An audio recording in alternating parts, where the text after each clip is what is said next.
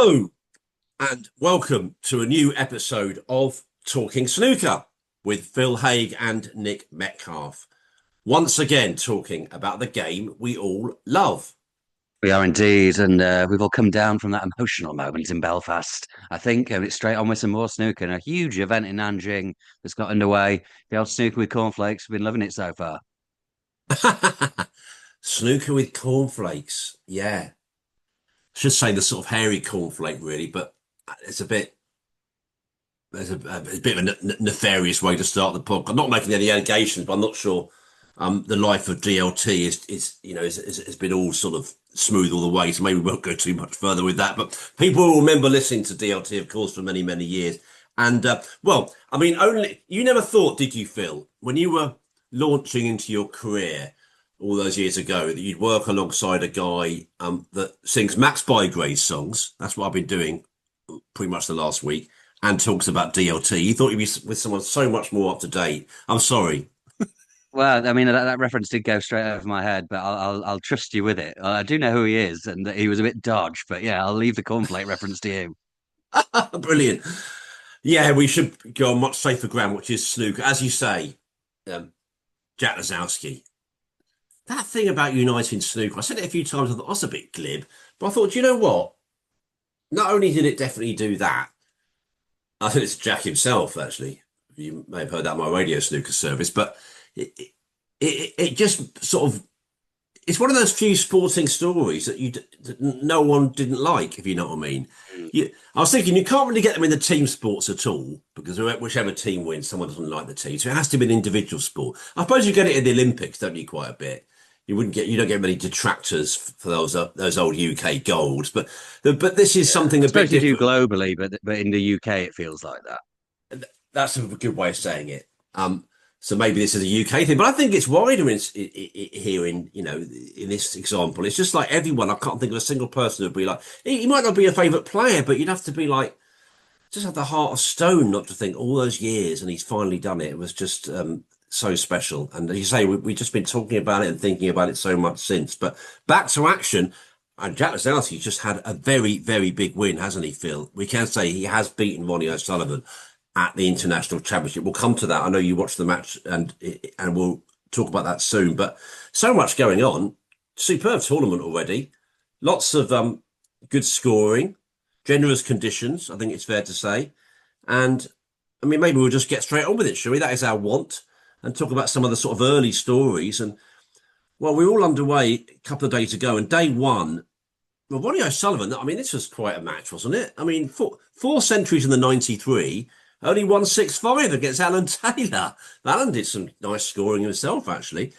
But the real story, I know you highlighted this and many other people did, and rightly so. Two wins for 14-year-old Wang Xingyong. Now, born in December 2010, it's quite remarkable. Beat Bai Yulu 6-4 and then Robbie Williams 6-1. I mean, Robbie's been around the block, hasn't he? And obviously, Bai is an outstanding player on the women's side and frankly coming more into the, just in general terms. She made a 1-4-5, Phil. That's the best break by a woman on the tour. It brings into focus that the maximum might not be far away, but that is something else. I really should go straight to you for that. I mean, 14, it's just mind blowing. You don't want to think about what you're doing at 14, but to win two games like that, that is some prospect. He's since played Sean Murphy and narrowly lost. Sean's talking him up. Everyone's talking him up. Looks like some prospect. Yeah, for sure. Yeah, that's a fabulous pair of results and then a great performance against Murphy. Yeah, I didn't see the game against Bai, but obviously she's in decent nick if she's making a 1-4-5 in that frame. And to be fair, there was a lot of publicity for that 1-4-5, quite rightly, superb stuff. But part of me just thought, well, she did lose to a 14-year-old as well in that game, so let's not go too far in the praise. But then what he's done Mm. since shows how good he is. So losing to him seems like no shame in that at all. To beat Robbie Williams 6-1, that's the kind of thing that really like the top players do. Robbie is very solid mid-rank contender. So superb stuff. And then I watched a lot of that game against Murphy, and I thought he was going to win. To go 5-4 up, he made a superb break. He didn't look under any pressure at all. Lovely to watch. Um, he's not sort of. I know when sort of Stan started, and even like Ben Mertens before he sort of shot up in height, they looked like tiny little kids at the table. But he's quite a tall young lad, and he sort of looked just at home there.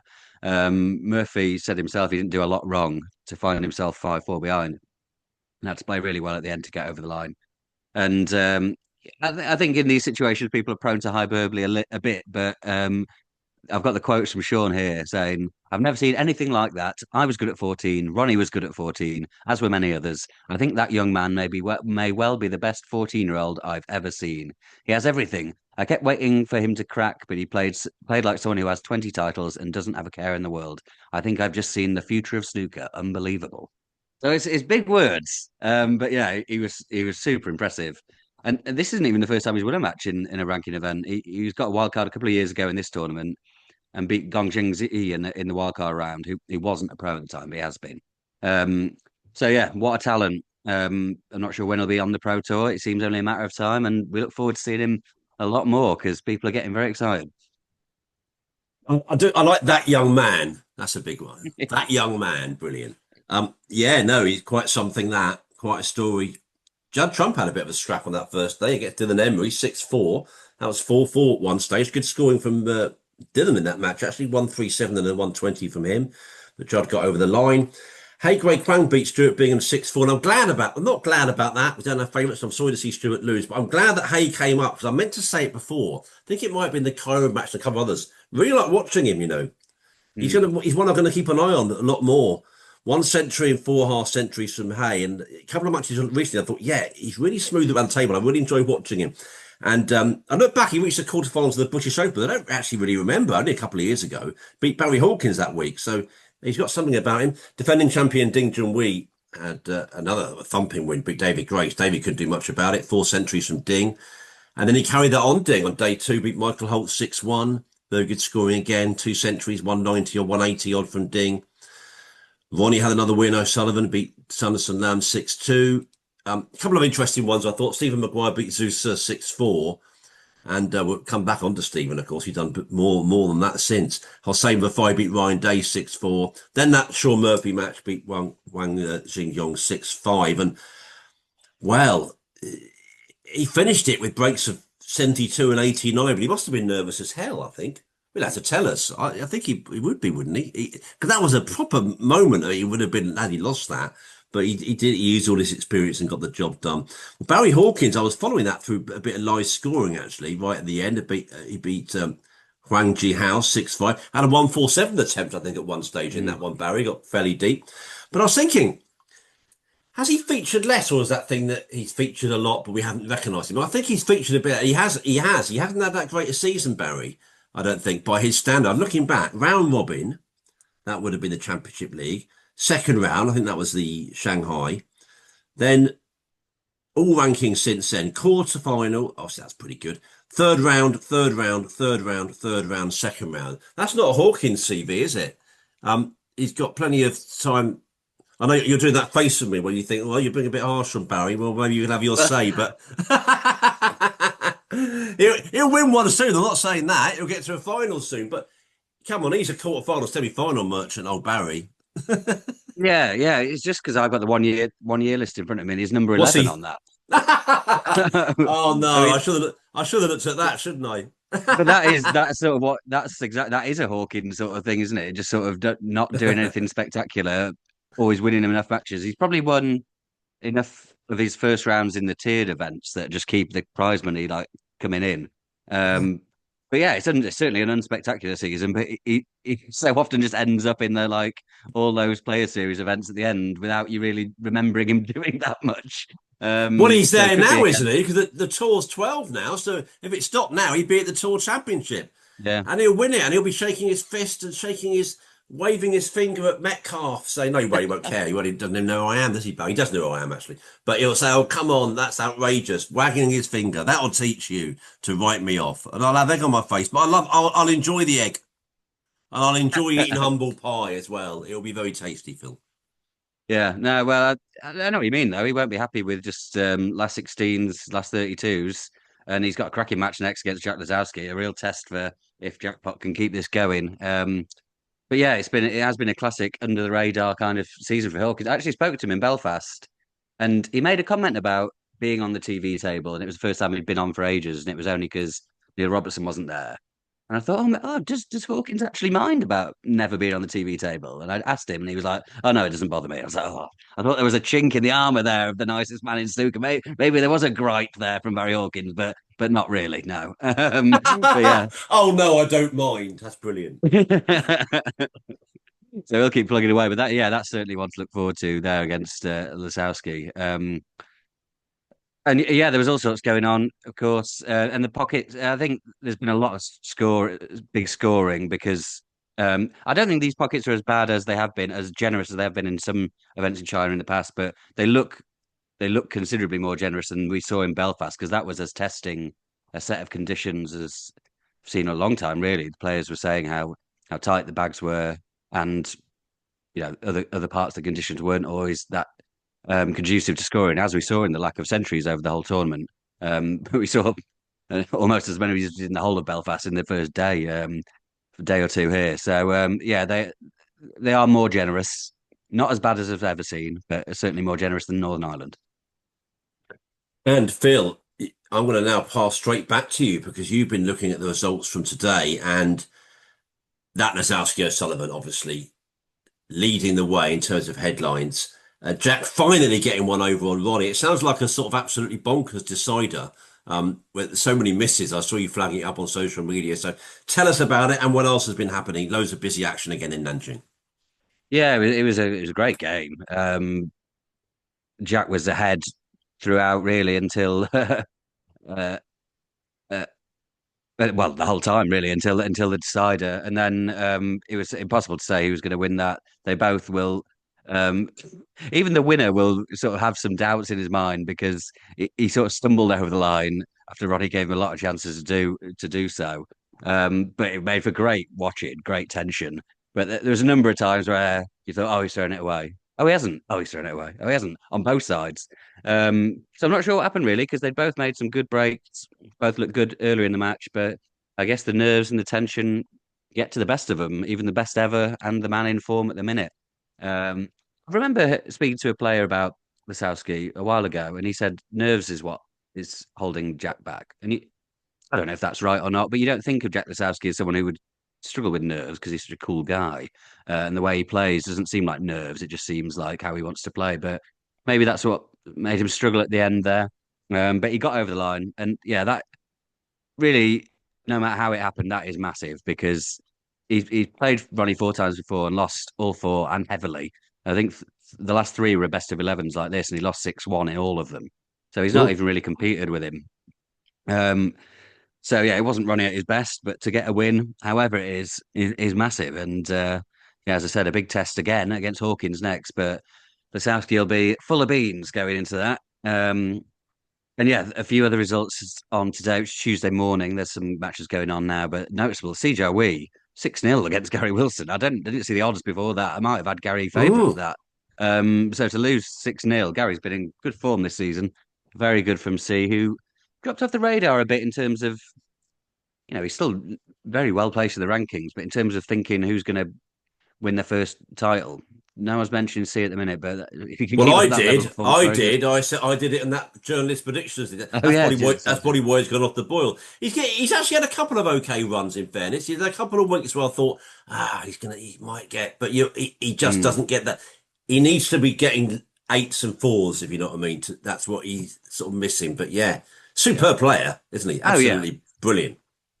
It's just, yeah, I guess Wu is the one who's been a bit more consistently challenging. But yeah, of course, yeah, I mean, we know how talented he is. That run at the Crucible will live long in the memory. But speaking of Wu, he beat Zhang Anda, which is a big win for Wu and a big defeat for Zhang because he won this a couple of years ago. So he's going to be tumbling down the rankings out of the 16. Um, Not like disastrously, he's in the 20s now, but it does mean there's a little race on to get in the top 16 for the UK Championship now because Wakelin's got that place. He's number 16, but he lost early. He was one of the bigger shocks in that first round to Zhang Jun.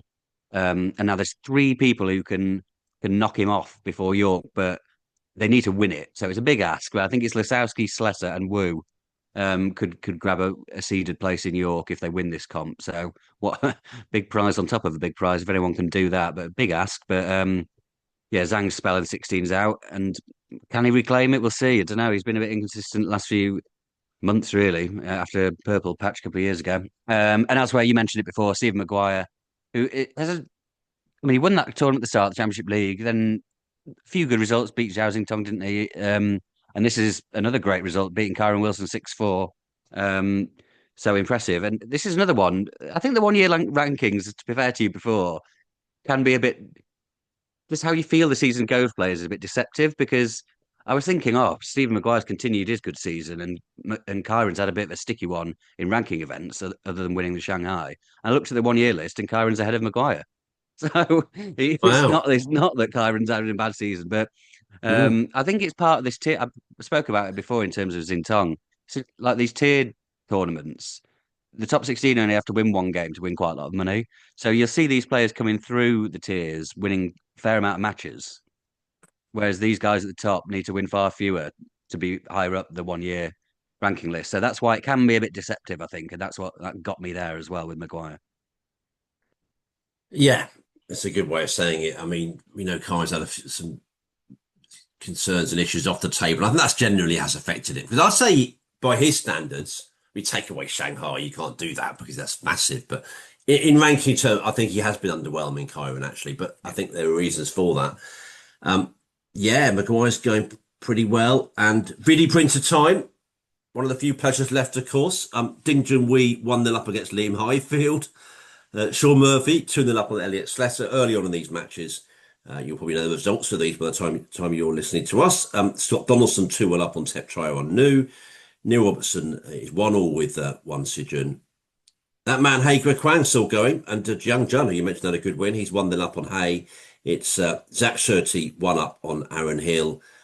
Judd Trump in action actually gets knock on. That's a good one. 1-1 early on, and it's Mark Selby 1, Daniel Wells 1. Loads going on, all on TNT Sports and Discovery Plus in the UK, and various broadcasting arrangements for you around the world. Check that with WST. Of course, some people will be watching on WST Play.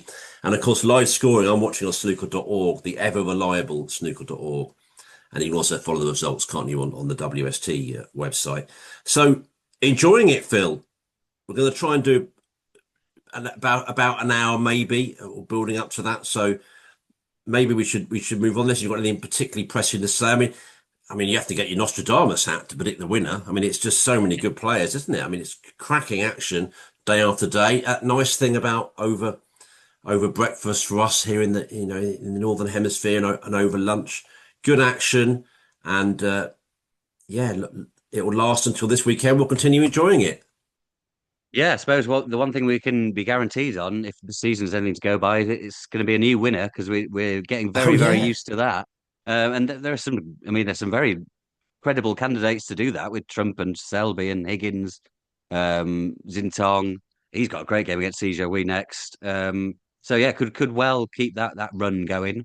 Um, but yeah, no, it's a great tournament. It's sort of got labelled in some quarters. I don't know if this was sort of an official thing as sort of the Chinese version of the UK Championship, like the Shanghai Masters is their version of the Masters. But it's been a brilliant addition to the calendar whenever it came on Mm. about 10 years or so ago. Um, and yeah, it'll continue to be. When I first turned it on Sunday, I found the brightness of the wall behind the players quite jarring. But once you got used to that, it was okay. And no, it's a cracking tournament.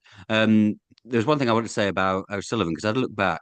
I've heard Dave Hendon mention this before about how it he just hasn't been doing well for a long time in these like coming in at the first round of a 128 event. It's a long time since he's won one of those. And I think the 2018 UK Championship is the last one he won, Oh where he had to wow. come in at round one of the 128. Obviously, he does well coming in the tiered forms or the invitationals or the reduced field ones, the Players Series, the ITV series. So he's still won plenty of events since then. But yeah, he still goes in as sort of second, third favourite with the bookies most times, but he's a poor bet in these things. Yeah, 2018 UK Championship, and before that, I looked at the last one he won in China, which was 2017 Shanghai Masters when it was a ranking event, and I just clicked on that. This is irrelevant to this, but it just caught my eye.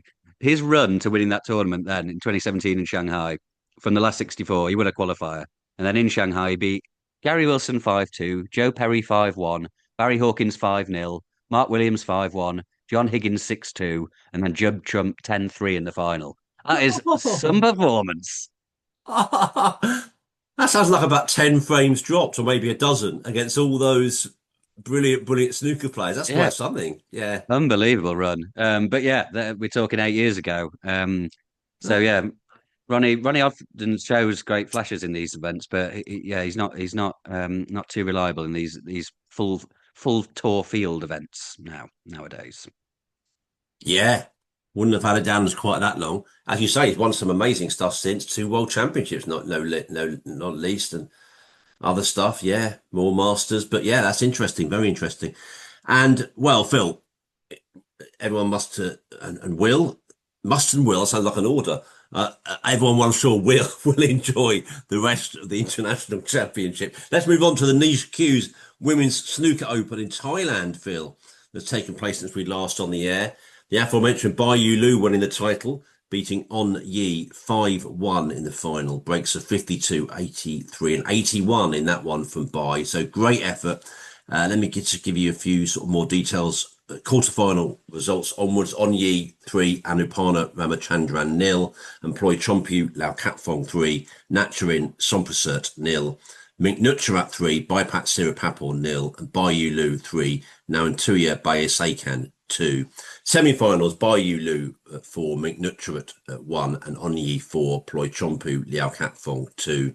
And in the final, Bai Yulu 5, On Yi 1. So we say congratulations to her. I mean, that's a thumping win over On Yi. Actually, it was obviously a marvelous, fantastic player in her own right. So yeah, I saw some pictures from there. Look like a very, very nice club, and yeah, superb. Bai is just making waves in so many ways in the game. She's such an incredible prospect, and I mean, Yeah. already doing it. Never mind a prospect, but already doing it. But when you think of the prospect of what's to come, it's tantalising.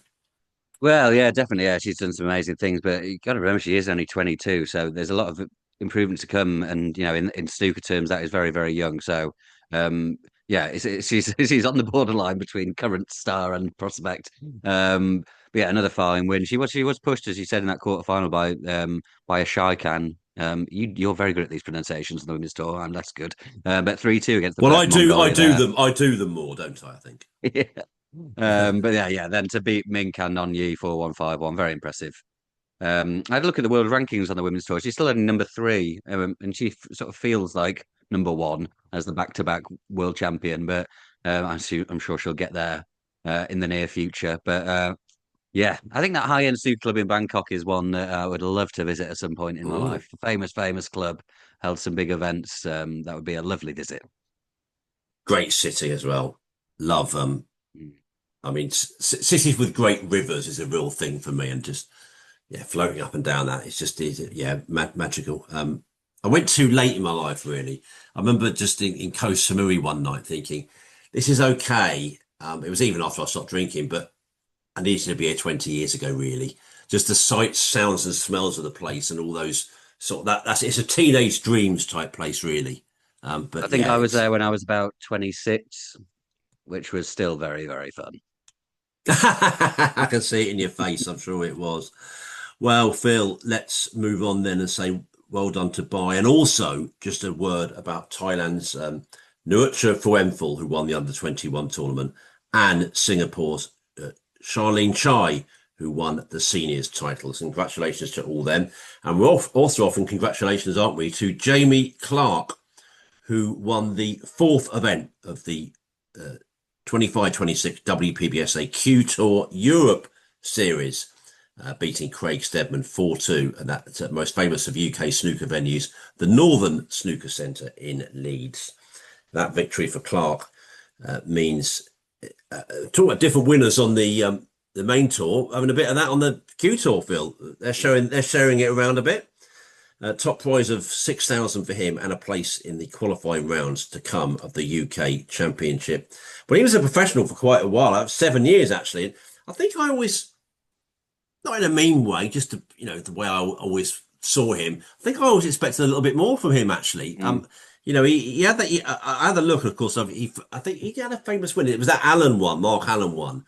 Yeah. He beat at the Crucible. That was the COVID year of 20. But then I also looked, well, 31. I mean, that's like a, I won't quite say a baby in snooker terms, but you're not panicking yet about any end sight, any end in sight when you're 31, are you? Plenty of snooker life left in him. Yeah, for sure. Yeah, it was a surprise when 'cause he lost his place on tour at the World Championship this year.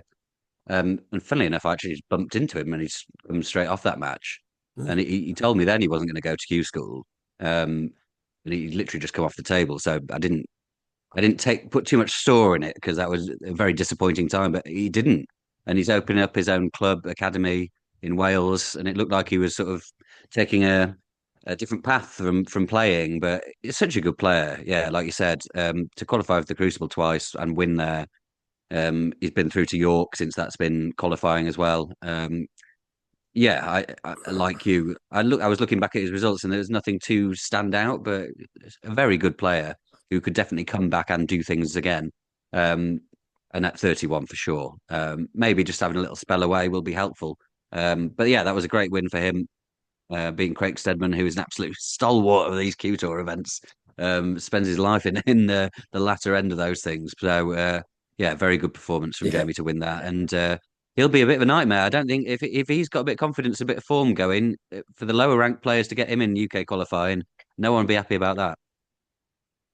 Very much so. Good way of saying it. We've got your views coming, haven't we, Phil? We haven't got an absolute massive amount in numbers terms, but we certainly got a couple that will take a bit of tackling. So yeah, so we've got that to look forward to. But let's say the champion of champions first. That's coming next week, isn't it? Tournament being held in Leicester, and it's been confirmed that world seniors champion Alfie Burden will be in the field. I know that was a bit of an unsure situation when we were last on the air, so that is now something we know. The draw has been made too. Let me tell you it. It's Mark Williams against Alfie Burden. Mark Selby's got Stephen Maguire. Neil Robertson, Tom Ford. John Higgins, Zhao Gudong. Kyron Wilson, Jack Lazowski. That's not a bad one. I might watch it. Might watch that one. Mark Allen, Zhao Xing Tong. That's not a bad one. Sean Murphy, Lei Pei Fan. Judd Trump against Bai Yulu. Well, a little bit like, I'm saying, oh, it's not a bad one, not a bad one. It's a bit like when you get the Masters. Masters Yeah. more so because these are a few more left field ones here, like Alfie and what have you. But yeah, it's like, of course they're good ones. but yeah, cracking, smashing tournament. We don't know the days of that yet, do we? I don't think, and that's because probably we haven't. Well, we haven't had this tournament finish yet in China, so that'll be a potentially relevant, won't it? Which is I mean, Champions normally does very well in ticket sales, but that is a factor for them, isn't it? If you know what day you're getting, you don't want to quite. If your favourite's not on, you might wait, eh? Yeah, for sure. Yeah, it's not ideal at all. But Nanjing finishing on Sunday and this starting on Monday, obviously they can't commit, which is sort of the drawback. We want a busy schedule. We always say how good it is. The calendar looks now, which is right, but it can be too busy at times, and that's certainly the case here. I guess people will be waiting to see, or some people will. But I mean, the plus on this tournament is they're all good, aren't they? All those groups are worth watching. But yeah, we'll have to wait and see. And obviously it could rule out two groups with the two finalists being on Monday. So we'll see. Wouldn't like to be scheduling this one, but it'll all fall into place. And yeah, well done to Alfie for getting in. He did. I saw him thanking the WPBSA Players Board, which has had a bit of stick recently with the PSPA sort of coming into being, partly saying that the WPBSA players were not doing much or achieving a great deal. So Alfie clearly thought they did there. So yeah, good for him because I think you start 10, 15 grand, isn't it? The first just for playing in this, even if you lose your first game. So Alfie being off tour now, that's a hefty chunk of cash, which he'll be very grateful for. And obviously, he won't be there thinking I'm just taking that. He'll be there to go and try and beat Mark Williams. But yeah, he'll be delighted to be involved. He certainly will, and that Champion of Champions is coming up. Live coverage here in the UK on ITV. And you will, of course, see your broadcasting arrangements. Is that the one that's on Eurosport elsewhere in Europe? I can't think now. Probably is. I I'm think going to say yeah, rings a bell. you're Yeah. not going to help me, are you? I think it is. I think it is. May well check that before we go off the air. May well go back to the video printer before we go off the air as well. But it's all going on. I'll tell you what. Might be getting a bit of a cameo appearance earlier on the Champion of Champions from the sports journalist Nick Metcalf. Hope I doesn't put anyone else up. Yeah, about time I made a bit of an appearance. I've got a brief sojourn to Leicester from me. Looking forward to that. Nice. And Phil, before that, I'm looking forward to tackling the correspondence from the listeners. We'll do that next, shall we? Here on the Talking Snooker podcast with Phil Haigh and Nick Metcalf. Well, Phil, we haven't got loads in terms of numbers in correspondence, but we got an absolutely cracking couple of bits in, including Owen Harris, who I don't want to say has saved the podcast, but he's certainly one of the great pieces of time filling in a good way. Time filling sounds like it's. Can you create a good bit of time filling? He's got some Yeah. great predictions here. Some very interesting ones. You will maybe say which ones are more likely than others. That's coming up. You can read that out first. But let's first go to Gordon Dalglish, shall we? This is a really nice email. We both commented on this off the air to each other. Dear Nick and Phil, I've been a listener to your wonderful podcast since the very first episode, but have yet to email in. As I sit in the impressive Belfast Grand Central Station, waiting on the bus and ferry journey back to Scotland, I thought now is finally the time to do so, to tell you about our wonderful trip to Belfast for this year's Northern Ireland Open. December this year will mark 9 years since I first went to my live snooker tournament, the 2016 Scottish Open. And this wonderful sport has seen me travel up and down the UK ever since to various different tournaments, experiencing the drama, tension, and uniquely special snooker atmosphere that we all love. Initially a solo traveller, my wonderful fiancée has now accompanied me for trips to Llandudno and Belfast this year. And in terms of both the place and the snooker, they are both completely delivered. As you both said in your last podcast, having the Waterfront Hall venue so close to Belfast city centre is great for snooker fans in terms of having places to eat and drink close by, while also allowing a good balance between getting lost for several hours in captivating snooker, yet also having the opportunity to take some time away from the game to embrace the culture of the local area.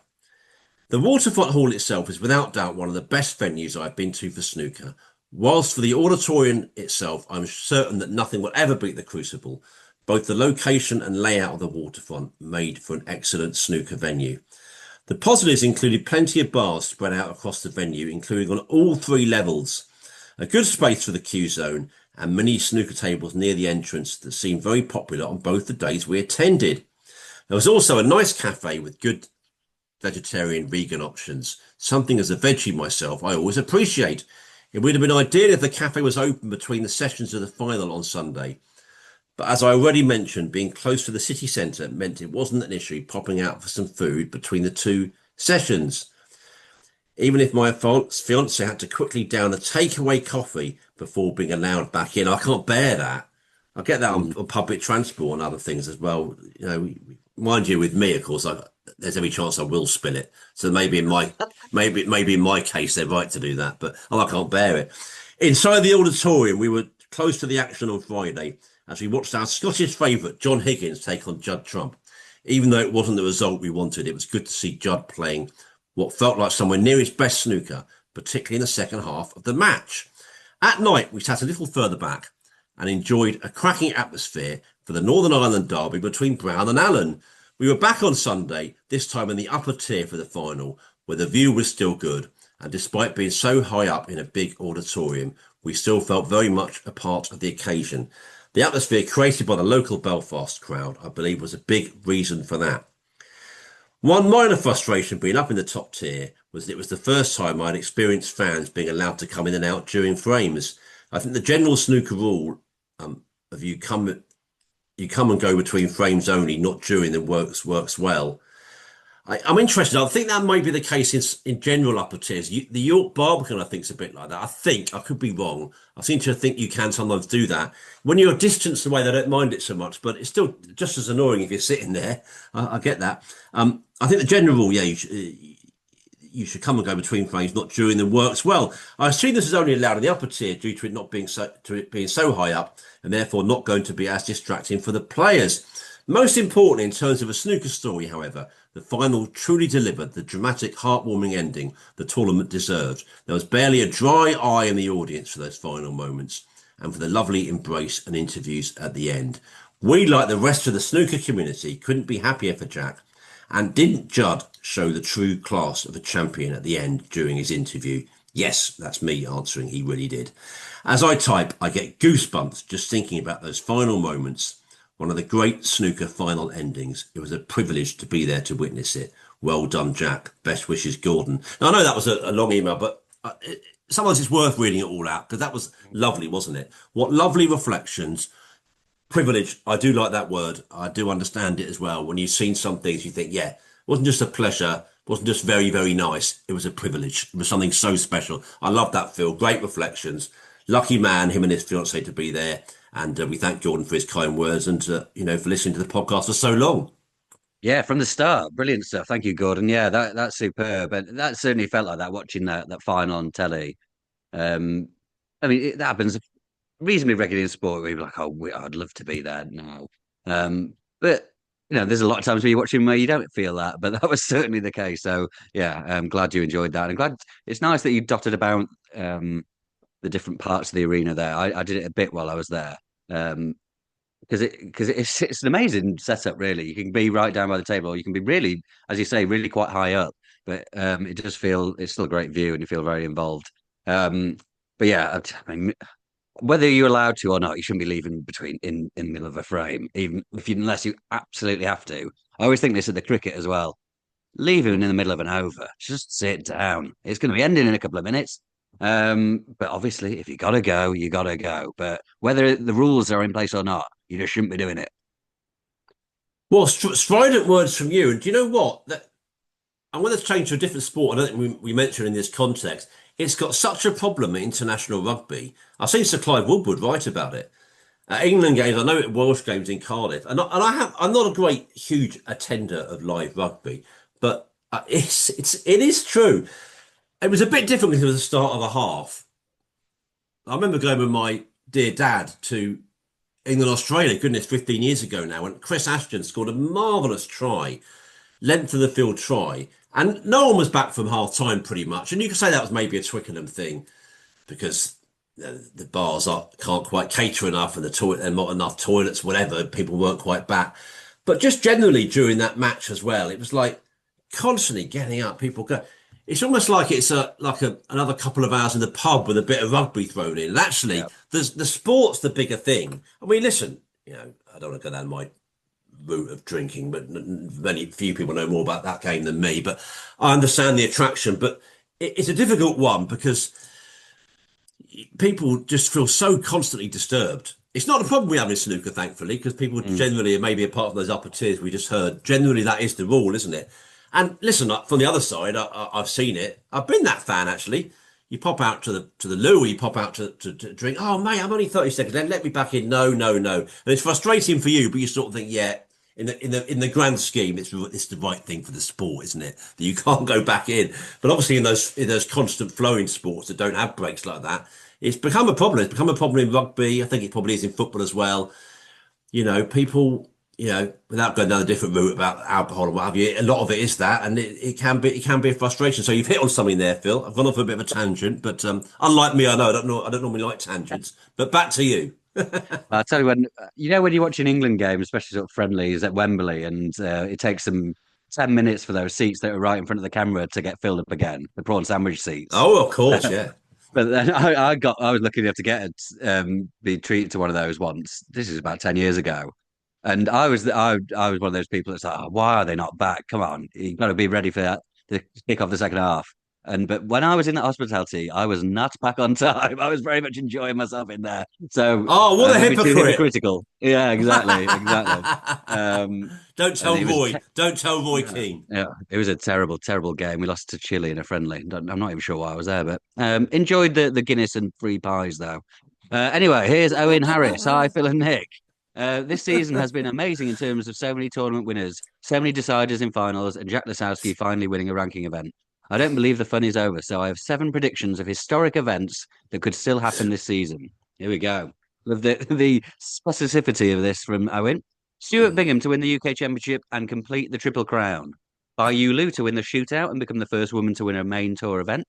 Barry Hawkins to win the Masters for his first Triple Crown. Mark Allen to win the Welsh Open and become the first person to win all 4 of the home nations. Jimmy White to get to the Crucible one last time, but not win the title. Sorry, Jimmy. Stan Moody to get to the final of the World Championships and truly announce his arrival onto the scene to the general public. Zhao Tong to break the Crucible curse. What do you guys think? Could any of these happen? Could all of them happen? Can any of them be totally ruled out? Whoa, I mean, it's great stuff. Would I rule any of them totally out? Well, no, I wouldn't rule any of them totally out. They're all believable to varying degrees. Zhao Tong beating Stan Moody in the World Championship final. Um, I can't. Well, to be honest, I wouldn't put a huge amount of money on any of them, but they're all possible, that's for sure. Mark Allen winning the Welsh, that's probably seems the most likely of any of those. I wouldn't rule out Barry winning one of the big ones. He's come so close. He's still one of the best players in the world. Um, Jimmy getting to the Crucible is tough to see. Bai Yulu winning the shootout, yeah, no, maybe. I don't hate any of them. I don't hate any of them at all, really. Well, Larry will be glad you don't hate any of them. Definitely. I can't see Jimmy. I mean that's going to be. I'd love to see it. By the way, I'd love to see it. Did you have to win four? It's not even three, is it? It's four. Yeah, well, I he mean, did it to get to the Barbican a couple of years ago, didn't he? But he was really in a nice purple patch there, he which did doesn't seem to be actually. quite so much Yeah, in I've now. forgotten But that. he did show that it is. But they were Did their he win shorter four for matches as that? Did he well. win four for that? Yeah, but the best of 11s rather than the longer ones. Yeah, I'd Yeah, forgotten he did I that. remember That's true. watching him in the qualifiers this year. What that it was right at the start, wasn't it? Wasn't it the very first day where we were still up at 1 in the morning watching him scrape past Anton Kazakov 10-9 and wasn't really in the mood to watch any more snooker for a while after that. Never mind 3 more weeks of it.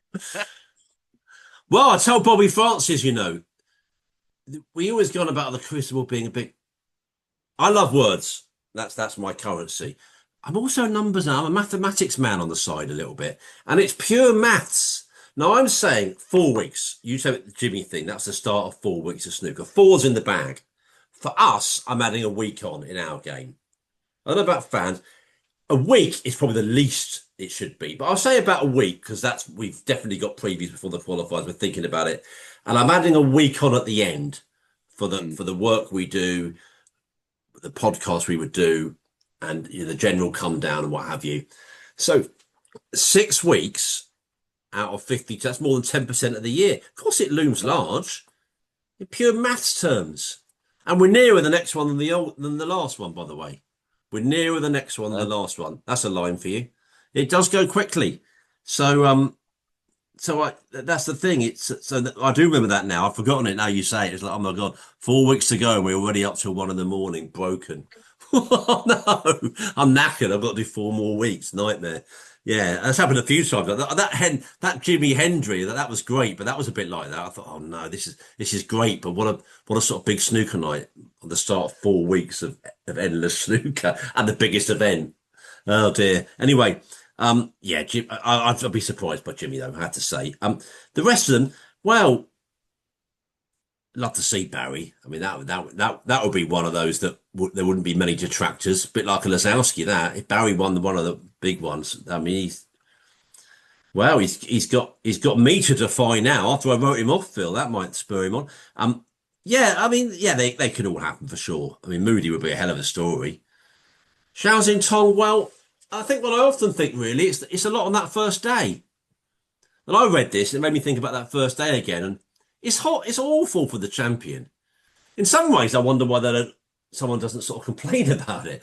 I mean, it's a long-standing tradition, but of course they get the benefit. They have 4 or 5 days off if they do it. But it's one of the biggest hidings to nothing in sport that first day. They've got absolutely nothing to gain from it and everything to lose.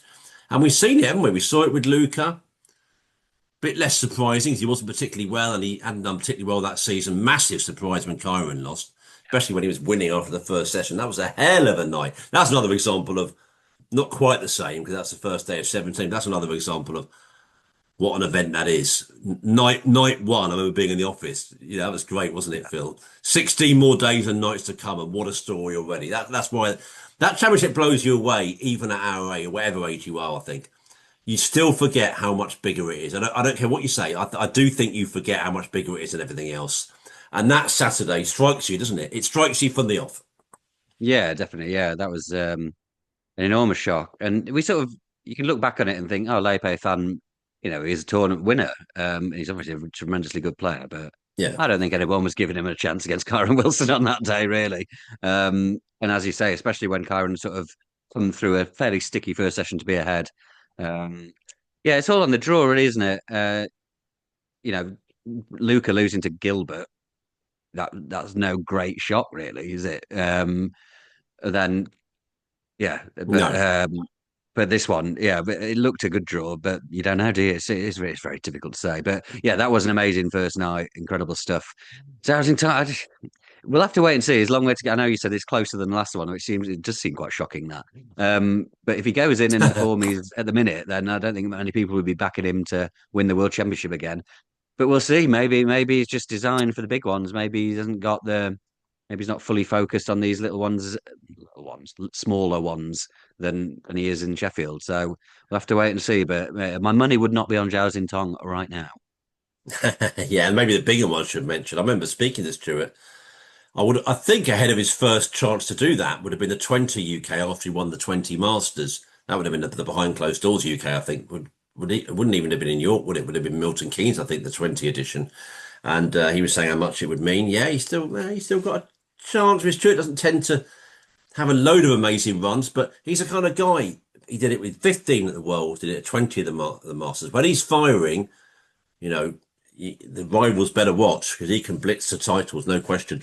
Listen, they're great predictions, Owen. We're really grateful for you to send them in, and anyone else wants to do that, not just because they're wonderful time fillers, but because they are genuinely interesting. Please do that. Thank you very much indeed, sir. Good to hear from you. And let's say next it's Tony Harris. Why do you think there hasn't been a dominant player so far this season? Every title has gone to a different player. Well, I suppose the obvious thing is there's so many good players, but it is unusual, isn't it? It's not the pattern we've seen. We're used to multiples and multiples of multiples, if you like John Kyron, probably Mark Allen, Neil Robertson. They'd all be multiples, really. So while I'll say there's lots of good players, I mean, there's been lots of good players for a long time. It is a weird pattern, but I like it. Yeah, I wouldn't mind it going on a bit longer. It's quite fun, isn't it? yeah, it is. Yeah, I mean, you don't want it. You don't want people going into a tournament odds on to win it beforehand. It just spice things up. And I suppose a few of the bigger names are not entirely settled for one reason or another. We know Ronnie's sort of um, had a very odd season last time round. He's speaking a good game now, but he's not fully showing it yet consistently. Judd's changed his cue, which seems to be making it difficult for him from range. That's what it seemed like in Belfast, which is obviously such a huge part of his game. I think he's doing brilliantly to win as many matches as he is, struggling with that department. Kyron, you mentioned, he's had some off-table issues. He's sort of readjusting after being world champion. It's probably a whole different feel. Um, and then, yeah, everyone else is sort of in the field. There's sort of 15, 20 players who are genuine contenders for everything, and then a load of others who would be a surprise but can win things. So yeah, it's just really difficult to predict, which is good stuff. As I mentioned earlier, we've had all different winners so far, but there's a load still in that who are in that genuine Yeah. contender range who would not be shocks at all to win the next few, including the big ones in York and Ali Pali. So could well carry on. Which I'm all for. If we imagine if we got all the way to the World Championship and no one's won Wow. more than That one would be title, that'd be unbelievable. superb. Yeah, I'd love it. We've got a bit of praise next. We always like that. Yeah. Here we go from Snooker Lover 147. Thanks for the great podcast. The episode from Hackney was very funny. You just didn't know what was going to happen next. Apples. Well, I'm glad you found it funny. I know when we finished recording that, we were a bit like, oh, did that go all right? I Mm, hope it was sort of lovable chaos, which I think it was. mm. But yeah, I don't think we could get away with that every week, but throw one of those in occasionally, bit of fun. Yeah, and of course, hindsight's a wonderful thing. And I stroll past that area a lot of days and often go around the back. I remember I took you around the back of that pub, Phil, and what we saw was noisy. We could have, on reflection, maybe done it out there, but it would have lost a bit of the charm, I think, or some of the sort of madness of it, which we enjoyed. By the way, it does remind me, we did have an email in from someone asking if the last two episodes from YouTube are going to go up on there. And actually, they were remote, so no is the answer. But this one is going to go up. So we're back on YouTube, by the way. I'm quite glad we got that, even though I'm sorry that we couldn't deliver on that. It's good that people are following us on that platform. We are getting a few hundreds now for some of them, so that's not so bad. We're glad about that. So if you are watching us, great to see you on YouTube. And I know many of you will be listening in the traditional way through various podcast platforms. We're waiting for about 15 minutes for the whole thing. I think we've done that now, which is okay. Any other business, Phil? Um, I'm back from Amsterdam. I had a lovely time there. What a beautiful city that is. And I'll have a new Sporting Life column for you later this week ahead of the Champion of Champions. A little bit like what Owen Harris was saying, one of our correspondents. I'm asking, well, I was going to go with one of, and I thought you've got to add a bit more of a line. I was saying, could it be snooker's greatest season? There's a chance, Phil. I'm saying, because of the maximums, the deciders, the different winners, the Lasowski factor. It's been amazing so far with so much to come. So I'll be writing about that. I've shared some of the listeners' favourite players growing up on my radio snooker service. And coming soon, I'll be joined by Carty Hartinger from the Total Clearance podcast to talk about the WST Steve Dawson interview. And maybe over to you, Phil. I know you've been incredibly busy as ever, especially when you were in Belfast. Your keyboard's on fire. Is it recovered yet? Yeah, it's not too bad. Yeah, I like sort of Chinese events remotely. It's nice times to do so. But yeah, I would say on the great season, we'll have to wait and see because it's so much hinges on the big ones, doesn't it? The big three, but it's Yeah. certainly shaping up nicely. And I'm sure you mentioned this, like the finals we've had to Oh, have. yeah. We had four deciders so far, which Mad. is remarkable. You'd have to go look at how many deciders you get over a season in finals. They'd often be none or one, probably. It's quite rare. So to have four so far, superb. And if we can get some of them in the UK or the Masters or perfectly the Worlds, then yeah, we're in business. Is it still Hendry and Ebden, the last one? I think it might I think be. so, yeah. Yeah. Absolutely mad wait for a world final. Maybe mad's a bit strong because it is ultimately over 35 frames, but it's a long wait, really. It's a long wait for deciding frame.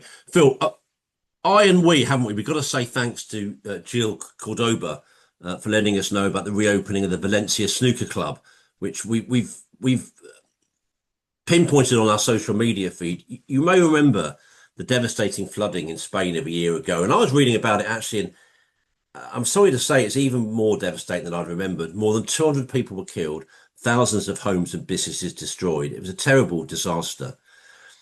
Well, Jill and others let us know about the snooker club there, the Valencia club that was totally ruined in Payporta, which is just outside Valencia.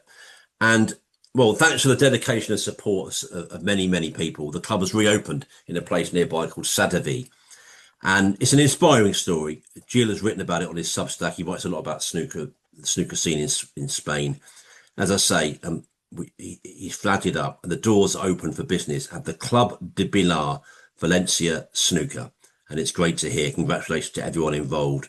Because obviously the bigger picture is the terrible disaster, Phil. But this is the snooker podcast, and obviously those pictures of the club. I think it was a bit of a pang for all snooker people because terrible to see the awful, obviously the flood water on the ground of the club, all the equipment, everything just completely ruined. Couldn't be used again. That place. So to reopen it just shows the dedication and love that people have for this sport, whichever pocket it is. It's important. Jill was explaining it's a big part of people's lives to go up there to play, back open again. Inspiring stuff. Yeah, definitely. Yeah, like you say, when people have lost their lives, it seems silly to sort of say pictures of a snooker club were heartbreaking, but they were heartbreaking, really. It was horrible to see that. So yeah, congratulations to get that up and running again. Yeah, I do love those sort of, snooker backwaters really that have incredibly passionate, dedicated fans, players, administrators, um, who work so hard to get any level of the game going. And that's exactly what's going on there in Spain. So yeah, congratulations, guys. Really well done to come through that. And another one, add that to the list with High End in Bangkok, of a club I would love to go and visit. Yeah, there's plenty around, isn't there, around the world? This is a global sport. We wish it was more global at times, but it is still global, if I can say it like that. Uh, well, something I meant to plug a while back. I really enjoyed this, and I think other people will too. It's a Nessun Dorma retro football podcast, and there's a special episode on the Black Ball final. And sometimes I sent it to you, didn't I? And I sent it to others as well, and probably should flag it up as well, because sometimes we all like it. You think another thing on the Black Ball final, bloody hell! I mean, how much more can we ever say about that match? 40 years on now. But the thing is, it's Dominic Sambrook, who some of you may know the voice. He does a brilliant job on the Rest is History podcast. Does a brilliant job whatever he's doing, actually. Certainly here in the UK and beyond, I think, on TV, radio. Great historian. When he speaks about that match and the snooker boom years and the wider context, and he talks about how the popularity of football was waning and how snooker moved into that market and that gap. It's a brilliant listen, I think. So if you want to look it up, Nessun Dorma Retro Football Podcast. They've done some football since. It's about 3 or 4 episodes ago, but it's on the Black Ball final of '85. Well, Phil, let's have a quick word about other sport. Australia won the Rugby League Ashes series.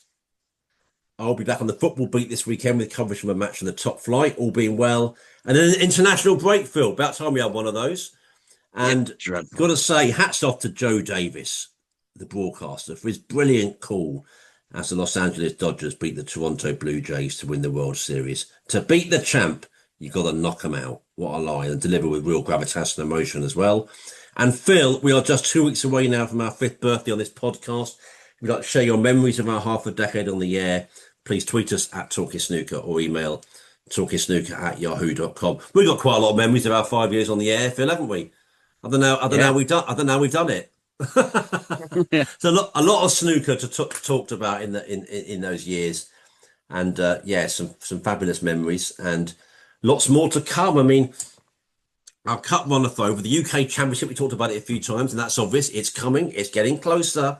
Be underway at the end of this month, won't it? And then into December. Before that, we got the Champion of Champions. What an event that is in Leicester, and of course, right now the International Championship. You wouldn't deny me a bit of Vidi Prince of Joy, would you, Phil? I don't think you would. You're not that type. Dean Junwee's 3 up on Liam Highfield, Phil. And it's Sean Murphy 2, Elliot Slessor 2. Interesting one developing there. Scott Donaldson's 3-2 up on Tetshire. Neil Robertson's 2-2 with 1 Sijun. Zach Shirty has he just made a 147? I think since you've been on air, has the Vidi Printer ever been more worth it, Phil Hay? Oh, there we go. Can you confirm it for me? This is not me hamming it up. I did not know that. So Zach Shirty, this is brilliant, has made a 147, the second of his career, and the 231 it's got here. So 231st in pro snooker. I'm so excited. I'm getting my words mixed up. The 14th of the season. That's the line. Should have gone with that line first. The 14th of the season, Phil Haig, and that's quite something. I was about to say, I was thinking of a couple of days ago. God, they've been a bit slack. It's been about 2 or 3 weeks. What are they up to? Well, there we go. That's brilliant. Against Aaron's made one himself this year, isn't he? So he's made 2. Two. Of course he has. Oh my goodness! And now Zach Shirty's made one against him. He's some player, Zach, isn't he? Now he's finding his feet more and more in the game, and that's just a lovely moment there. Well, I'll go away and watch that. Sure you will as well, Phil. Well, and that's brilliant. Heike Kwang 2-2 with Jiang Jun. Judd Trump 2-1 up on Noppon Sankam, and it says it's still 1-1 between Selby and Wells. Well, maybe it is. That's early stages on that one, and I'm sure that would develop. And it's in progress. It looks like Daniel may clinched the third frame, but it's deep into that one. That's 1-1. But the big story, Zach Surtees, 147. Brilliant news. 14th.